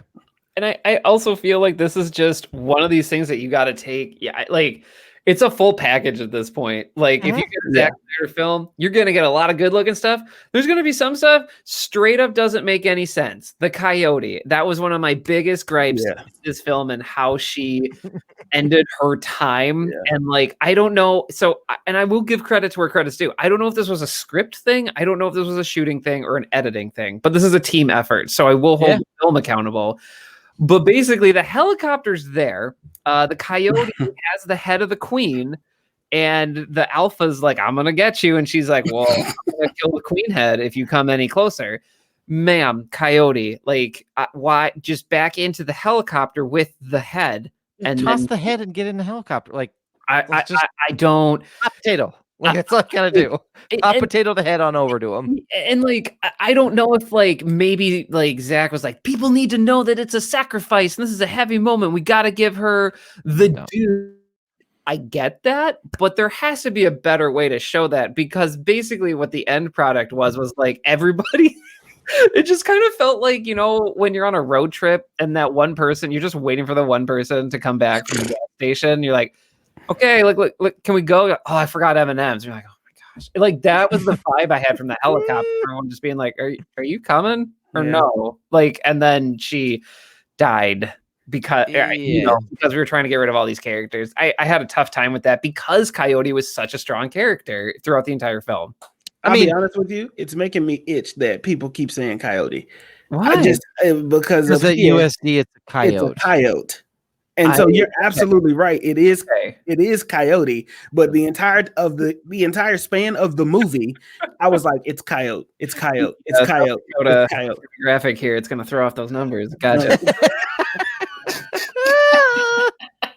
Yeah, Brian, I'm entirely with you. It's just there are moments with this where it's like you gotta kind of have to take it for what it is. And there's going to be a moment where you go, wait a minute, was that zombie a robot? And then he's just like, all right, I guess it was. And you just kind of move on. And you have to do your homework if you want to get it. All I'm gonna say is I really do enjoy I enjoyed this movie. I enjoy Zack's other movies. I just appreciate that I could get what I could understand a movie without having to do extra homework. Does that make sense? Like, I don't want to have to read. I don't want to have to listen to an interview and then read someone from the production team talking about it to go like, oh, now that makes sense. I call bullshit. We do. I don't want to have to. We do it for the Marvel universe. So why can't you do it for this? If somebody's developing a universe, the first time we saw Iron Man or the first time we saw any Marvel film that brought us in, if you're not directly familiar with the comic books and everything like that, everything's going to require research, because everything's being built into a universe, essentially. Like, if I'm not completely familiar with Lord of the Rings off back, I'm going to have to do some research into characters, like into The Hobbit and to other things. And this is me just defending. This is me just playing devil's advocate. I know. Because you've watched the Snyder Cut 12 times, and I get it. All right. All right. This will be my last day on this podcast. That's it. This is what did it. This is what did it, everybody. This is what took us apart now. No, here's what I want to say, though. One character that got on my goddamn nerves. Kate, Dave Bautista's daughter. Sure. No, she got on my last and my first nerve. Ella Purnell. Why? Here's why. Because she didn't just do what the fuck she was told. First of all, there's a lot of ways that people in this movie that died could have had preventative deaths. And I just feel like a lot of it was like really on the nose kind of deaths. And that's just a personal thing with me. Wait, stop. Okay. Kate Ward, who is Dave Bautista, that's a character name. Ella Purnell. Who did she kill? She didn't kill anybody. No. I just feel like she put people to death. Yes. She wait a minute, Brian. No way. No, Brian. She went there to get her friend, who I'm pretty sure died. By the way, another critique. What happened to Gita? But go ahead. That was the whole point. That's my whole point, Brian. She went in there to save somebody that died any fucking way. So, like, you could have, like, although you don't know that when the movie starts, you don't know that. It's very strange. Those are not my kids. Fuck them kids. So, like, I just feel like you made the conscious decision to go and get this person and put your family at fucking risk. And guess what happened? You got everybody fucking killed because they had to make a pit stop to pick your ass up. Disagree. No. Disagree. Okay. Come on. I disagree because you're saying the helicopter that so like Tig Notaro and Dave Bautista. Yes. That was it. Those were the only two in the helicopter, right? Yeah, they were the only. Yep. When they got to the Alpha. Whatever. They're still going to get caught in that nuke explosion. Which, by the way, I took some notes on timing, so that'll be my last pick. No, but essentially, they're going to get caught on that nuke blast no matter what. I get it. You want to go find your daughter, and I don't know. For me, I took a totally different approach. I actually enjoyed Kate Ward as a character. Like, she was this idealist that wasn't ground down by everything, that was still trying to do the right thing, even in like a FEMA camp that is not great and reminiscent of a lot of other not great camps. I'll leave that there. That's true. Do the right thing, by these kids, and as these young, spry idealist trying to do it. So I enjoyed her. That's why I'm pushing back. She did not get any. She was trying her best to save people. Question: you are the person with the least amount of experience, military experience, any type of experience outside of this camp. You decide that in a kingdom, this woman said it's not a trapped off city, it's a kingdom of zombies. You decided that you're going to run off on your own with no experience, first time shooting a gun, no vest. You're in there with a t-shirt and fucking jeans. And you're the one that's going to take on and try to save Gita in the desert. Gita left her fucking kids. That's Gita's problem. Also, do we know why? Gita's problem. Because she went to go. She talked about someone with money. Like, do you know what I could do with this money? Okay. And I was like, what money? I thought the billionaire came and offered people in the camp the same thing. Because I was a little bit confused with that part. Because Gita said, "Fuck them kids," and she was like, "Hey, if something happens to me, go get them." So here's my thing. He handed her. Bautista had all that money. Bautista could have been like, "Listen, we can't go back. I'm going to give all these money. I'll take care of the kids and you with this little stack of money that I got, and we can go and we could be preventative deaths." She ran off to a whole nother building. That's bullshit. The guy didn't last 1 second outside with that fucking tiger. That tiger didn't just die. What the fuck? You think he got full off of one hand? And here's the other thing. The horde of zombies is coming out of the entrance to the hotel. How did she manage to sneak through? They said that was because they were all in the casino with Zeus. So that is okay. It gives an answer, but still, what did she think she was going to do? Run out?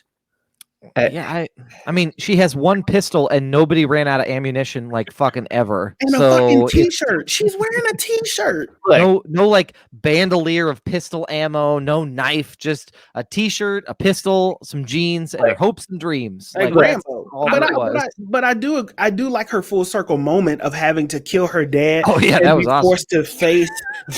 That made me sad.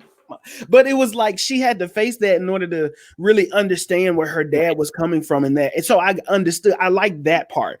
I just didn't like her as an additional character. I think that I might be. It worked. I wish someone could watch these movies with me and just listen to some of the things that I say out loud. Because when he was talking about like, I feel like you're mad at me because I had to kill your mom. And I said, well, it wasn't her mom anymore. You did what you had to do. Like I was basically I defend everybody like immediately. But those are just some of those private things that. But she also said, but I like the realisticness of the script writing. Oh, because she said, I wasn't mad at you for doing that. You had to do that. Now, where I didn't understand is why Dave Bautista, big ass, just decided to leave. Like you left your daughter. Like that doesn't seem like something he would do. Like I don't that it wasn't consistent in some of the character development for me. Now it did say he ran away from Maria and he ran away from his daughter, so he got this thing about running away. But Kate was just not my cup of tea. Yeah, I do also really appreciate, just back to what I enjoyed. I did appreciate that they kind of leaned into and drew the line in the sand on like the strength of zombies versus the alphas, because watching Dave Bautista essentially hold that zombie back while he stabs her in the head. I thought was not a cool moment, but like I thought it was neat to see like you've created a universe where this zombie isn't empowered by the fact that they're back. They still hold their strength like that they did when they were alive. You see what I'm saying? Like they hold their strength when they're alive. They don't become super powered, because that's the other thing. The way zombies get played in some movies is suddenly you get bit by a zombie and you can start crawling up walls and shit. And I'm like, okay, no, that's not how that works. Yeah. I know we're in like things we didn't like, but I enjoyed that like that this movie tried to blend different zombie tropes. Like it wasn't like, they're not just slow. There's also fast ones. There's ones that are smarter. There's ones that like. I just enjoyed that because it just gives it something fresh, and it's not like just the one zombie. Like there's just this whole world, and like I don't know. I enjoyed that. I will say this, and this was my question to Brian in the chat earlier today. Bryan, Zeus gave me Resident Evil vibes. He looked like a villain from a Resident Evil video game. Were you at all triggered based on how you've been playing the video game as you watched some of these things unfold to be like, oh shit, it's real life? Like any moments for you at all? Oh, 100%. Like so in the Resident Evil games, there's usually a persistent like villain or AI, and Zeus was that. No matter what he did, that guy's gonna find you and mess you up. No matter how many times you shoot him, no matter how many times you stab him, you're gonna hear these footsteps or this shrieking, and he's gonna come and get you, and you can't stop him. It's like a force of nature. Like that's all I could see with it, and like I love that. I thought that was cool. Yeah, every time he got shot in the mask and the bullet bounced off, I went, "That's because he's smart." Like out loud. And he doesn't get shot in the mask. He's an alpha. Like once or twice. It was like he'd get shot like 5 times. I'd be like, "Stop doing it. He's smart." Like defending him for some reason. Oh, totally. Yeah. I don't know. I also like going back to the attention of detail, right? When you first see Zeus is obviously some type of army, somebody who was in the army. Because when you first see him, he has a buzz cut. He kind of has military pants and commando boots. But then as they grow and all this time goes, he has long hair. He's changed his style. But he still has dog tags. The attention to detail. So while Zack may, it's kind of the scale. You go up in one area and then to down in the other. Like, I mean, I enjoyed the movie for what it was. It was good. Now, the other problem that I had was some of the things just wasn't realistic. Omari Hardwick, first of all, why did he push him into a safe? I just don't think that, like, what the fuck happened? Like, I think the idea was it was like the safe acted like a bomb shelter. The safe was so secure. Well, and that's my thought is like, okay, the bomb is going to completely destroy the mechanism and lock that safe up. It's just going to be this man's tomb. Like that's what I was thinking. Going to be. Well, so I thought the same thing. I mean, I guess if I'm in this situation, I have to quick think here, and I got like zombie Zeus out there with a pike ready to stab me, and my only options are to fight him, continue fighting him with his army of the dead, or go in this vault and just take my chances with the nuke. I'm probably gonna go in the vault and taking my chances. But I feel like another preventative death, like a death that was preventable was Omari Hardwick. Why are you fighting a fucking zombie like he's like you're fighting a regular dude on the street? You fought the alpha zombie in the hallway. Like that's a scene I thought at least Bautista would do, because I'm like, okay, Bautista, I would have expected that. They got Omari Hardwick like sitting here trying to box somebody, and I'm like, dog, this is not right. This is not realistic at all. Don't do this for honor, man. Just get out of there. Yeah, it felt like they were just on set and like they just looked at somebody like, what do you want to do today? I don't know. You know what? I think boxing's cool. All right. Hey, Omar, you want to do boxing today? Sure. Yeah, let's do boxing. Okay. And they just spent 2 weeks doing a boxing scene. I envision that Zack shows up to a lot of his movies with a list of like 100 things that he wants to do. And the purpose of the writer's room is not to really focus on the dialogue, because he's got dialogue down. What they have to do is take that list of 100 and get it down to like 50. And boxing a zombie was just one of those things that they couldn't eliminate. They just couldn't convince them otherwise. Like, Zack, you really can't do it. But no, I'm doing it. Okay. All right. You either let me box a zombie, or we have to watch how the zombie baby happens. Yeah, that's pretty much it. Oh, that's still. I wrote in my notes, effing zombie baby. I wrote that in giant. She was pregnant. She was pregnant, and don't know why it was blue. Well, it was blue because it was an alien. That just made the most sense to me. Like, because sometimes their blood was blue in the alpha zombie, the blood was blue, and sometimes it was blood was. I don't know. I assumed it was something with the oxygen that it came out and its blood oxidized. I don't know. It was a whole thing for me. I do before. I know we're like, I'm getting the vibe here, and I don't want to lose this thread though. But there are 2 points in this movie where they're like, you only have 20 minutes left. Okay. And I was like, okay, I call your bluff. So I paused the movie and I got the timestamp. We only have 20 minutes left. There are 47 minutes left in this movie. So we go forward a little bit. I want to give them benefit of the doubt. We have 9 minutes until this bomb drops. There's 27 minutes left in this movie. Now, in all fairness, there's a 12-minute what I'll call epilogue, like after the events of the bomb drop, but that still leaves like this really weird time differential of like you're still missing like 20 minutes. So in any case, and remember, Brian, 4 minutes of that 20-minute epilogue is the Cranberries. I'm gonna fight him. Just keep that. It doesn't need to be exact, but I was like, Mr. Snyder, I would like to just see where this ends up. So I had fun. I had fun looking at timestamps. It did not alter my enjoyment of this film. I still enjoyed it. To be honest, I think that Zack is at a point right now where he just feels like he has to make movies like it's his last because he doesn't know when the studio is just going to give the fuck up on him. Because he's just got to stuff it all into one thing and hope that everybody likes it because he doesn't have anybody that believes in him.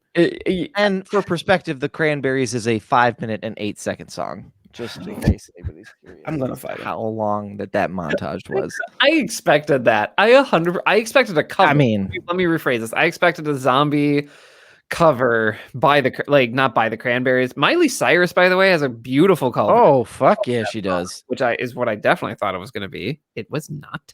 Yeah, but yeah, I expected that. I would have taken. Yeah, there were. I mean, again, it's very on the nose. And to Marcus's point, he did it in Dawn of the Dead, so it doesn't make a whole lot of. I mean, it makes sense why he did it in this one. So it is his je ne sais quoi. Gentlemen, anything else about this particular movie? Again, I think the overwhelming sentiment, and feel free to disagree with me, Brian. Only other thing I want to talk about this movie with is that there is a point in this film where they talk about where Omari's character says, "Hey, those dead bodies look like us." And like there is an entire minute devoted to the idea of separate timelines.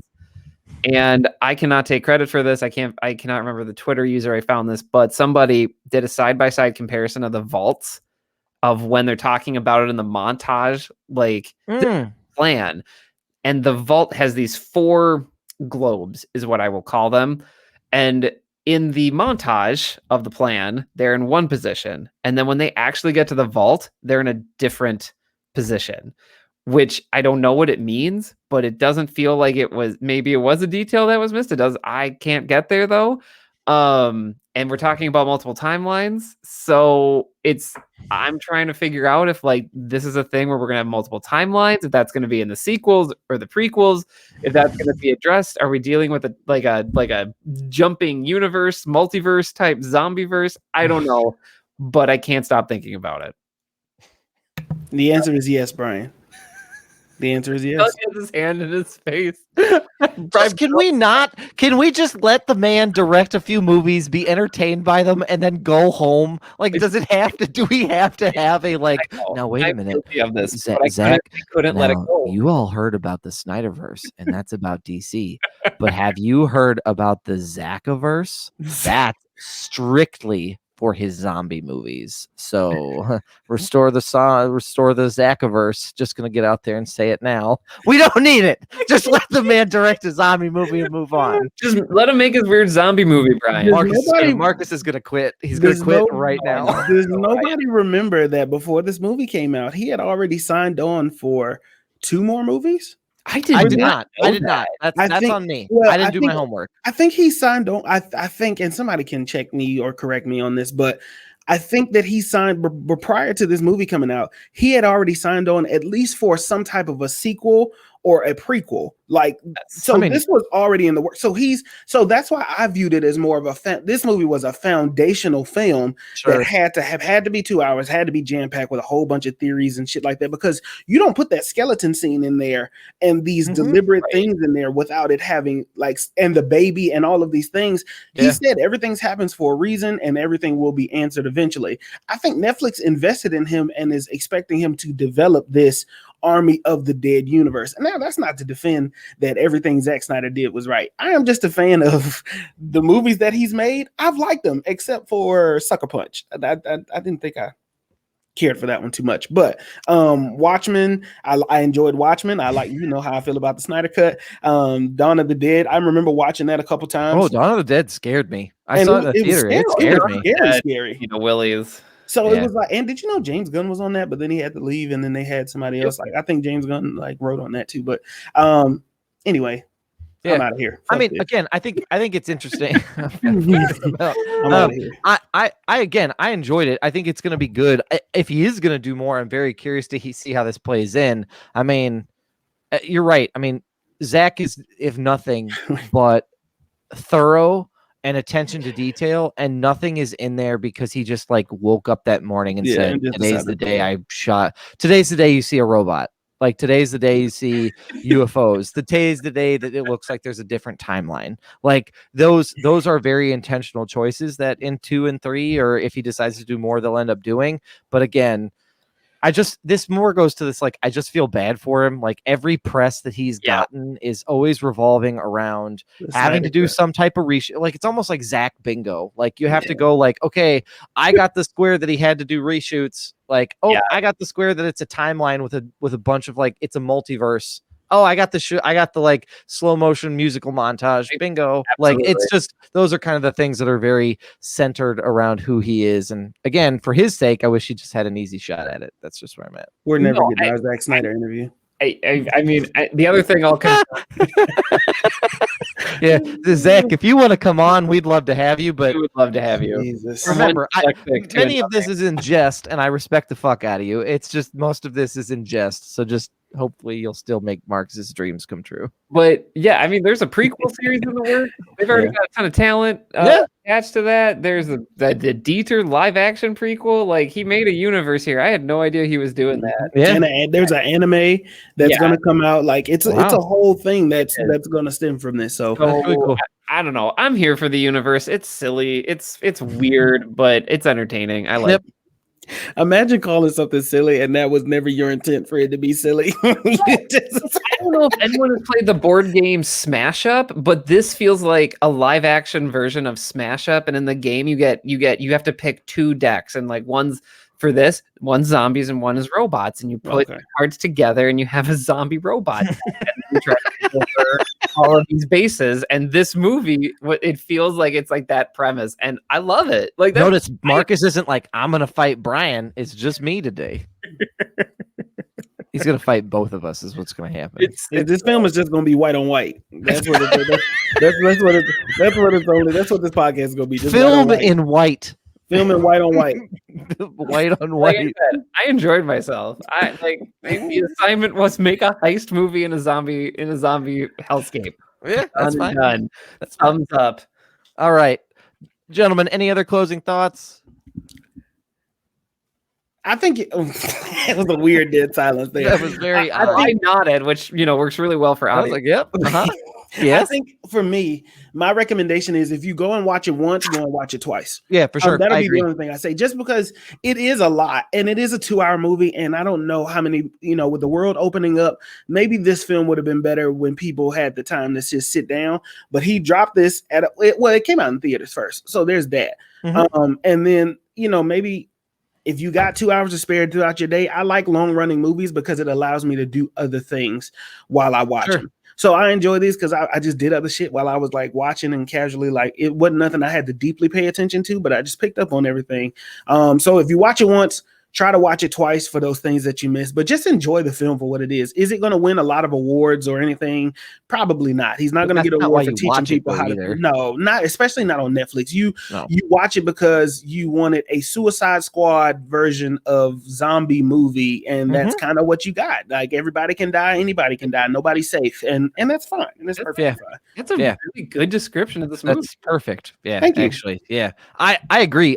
This is fun. I actually kind of want to see it in a theater, if that makes sense, after watching it at home. Glorious. And I think it would be really good. And I think like some of the audio would be interesting to hear, because I mean, in your house, especially with kids, like I can only play it so loud before I'm waking somebody up. And so I think it would be cool to go to a theater and actually hear some of the other like yelling, because I'm sure with the way that some of those zombies yelled, you'd hear it on one side of the theater and then it would come over. It really just kind of nice panning action. A different experience overall. So I'd be really down for that. But definitely check it out. I mean, it's fun. It's a ride. You're not showing up. You're showing up exactly because the way Marcus said it is that it's Suicide Squad and zombies mixed together. Brian? Yeah, I mean, this movie is as advertised, and to borrow a phrase, Zack Snyder completed the assignment as told. Like he did it. It's good. I think it's a really good value for Netflix. They don't do a lot of blockbusters, and this is a blockbuster. It is gory. it fits the bill. It works for me on most levels. There are some details here, but it doesn't matter because you get to see a zombie tiger. Like it's fun. And the horse. Yeah, and the horse. And a zombie horse. Like there's just so much here that is firing on so many cylinders that if you're like, I don't really understand this. Oh, but this is cool. Like it. Mm-hmm. Yep. It's a great way. All right, gentlemen, this is available via Netflix. So if you have not watched it and you stuck through that, still go watch it. But otherwise, that's where you can find that. Gentlemen, we are now at the part of the podcast where it comes things to plug. I'm going to kick it on down to Brian. Brian, what do you have to plug this week? You know what? I don't have a ton to plug here. TheLoveNerds.com. Go check that out. You know, love the Love Nerds. You know, there are digital downloads to create some shirts. You can go check that out. Also, if you're not following me on TikTok, I am Rogue Roush on TikTok. You can find all my Star Wars hot takes, like how Star Wars is mainly for children, and apparently that's not a common. Oh, okay. Some people. And you'll see that in the comments. It's great. It's great. So yeah, check me out on TikTok, Rogue Roush, and thelovenerds.com. Fantastic. Marcus, what do you got for us? Follow me on socials at Marcus J. Destin. All of my socials are at Marcus J. Destin. You never know what I'll tweet about today. Sometimes I go on a late night movie run and I just tweet about the movie I'm watching at the time. So, follow me, engage with me, interact with me. Follow the mantra, never offended, always humble. Follow the mantra on Instagram, __ the mantra. You know what I mean? New merch is on the way. New stuff is on the way. New music is on the way. It's always on the way. It's never not going to be on the way. Okay. So just tune in. But the other thing I want to plug is this Patreon. You know what I mean? Sign up for the Patreon so you can see my presentation. I took a lot of time on that, and it would hurt my feelings if you didn't sign up for it. That was a good place. Almost 3 spit takes during this too. Yeah, you gotta pay to see the spit take. So sign up for me to just be completely knocked off my rocker. I've been doing this podcast now almost a year. I'm still surprised about what these two guys are going to say. True. It's true. Very true. It's true. You don't know. Keep Brian on his toes as well as everybody else. Yeah. 2 things. I want to boost my 2 co-hosts. 1, follow Brian's TikToks because Brian has got this shit down to a science, and I am blown away at the production quality of his TikToks. Brian is not messing around, and he has figured out how to make that stuff work. So shout out to Brian. I genuinely enjoy it. Like it's not something like just because Brian does it, I watch it. It's something like I went back to go watch the Star Wars lightsaber series. So the lightsaber series? Oh, man, that was fun. Yeah. And the other thing I will say is follow Marcus on socials because ever so often he will be at like 4 o'clock in the morning. He'll post some video of him like rhyming and just doing like a practice run with a beat and some verse. And it's pretty fucking fly and it's pretty fire. So if you're hungry for some of his music, following him on social is a great way to do it. The last thing I'll plug is this goddamn podcast. Check it out. We love. Whoa, Buckaroo. I got hot. Sorry. Is this podcast? I love doing it. I love my co-hosts. They are family, and it is just so much fun to do. Sign up for the Patreon and check that out because we got some great stuff happening. Next week is a very exciting bonus episode. Is a very exciting episode. We are doing our first ever crossover podcast episode with a podcast called I Hate Your Taste in Movies.